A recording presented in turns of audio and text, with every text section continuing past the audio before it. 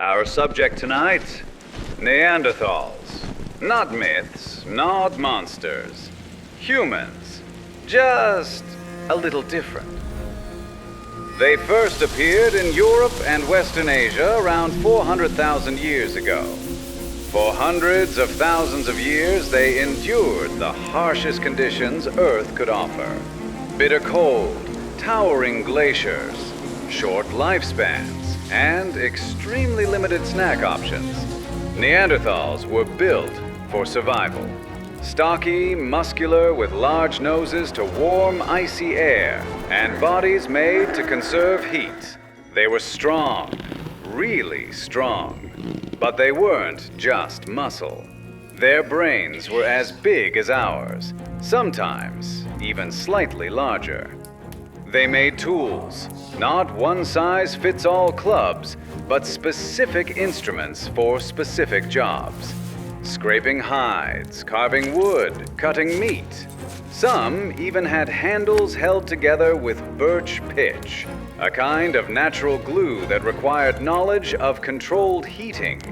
That's not just clever, that's chemistry. They mastered fire. They made clothing. They built shelters out of bones and wood.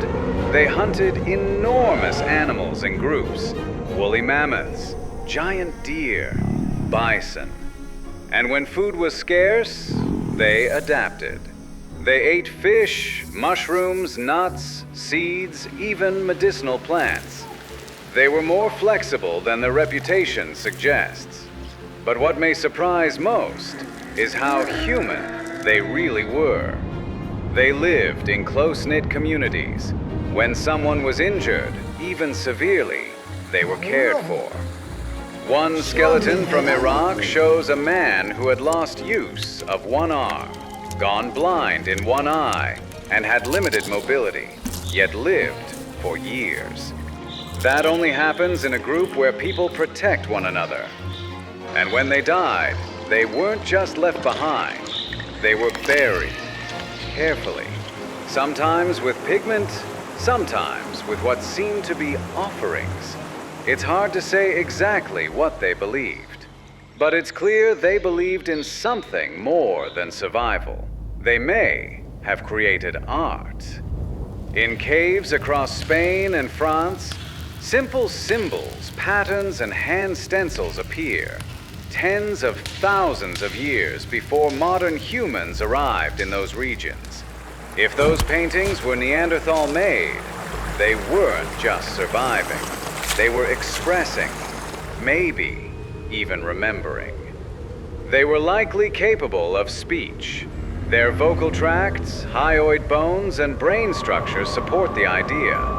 No one knows what Neanderthal language sounded like, but odds are it was more than grunts, possibly even poetry, or complaints about the weather.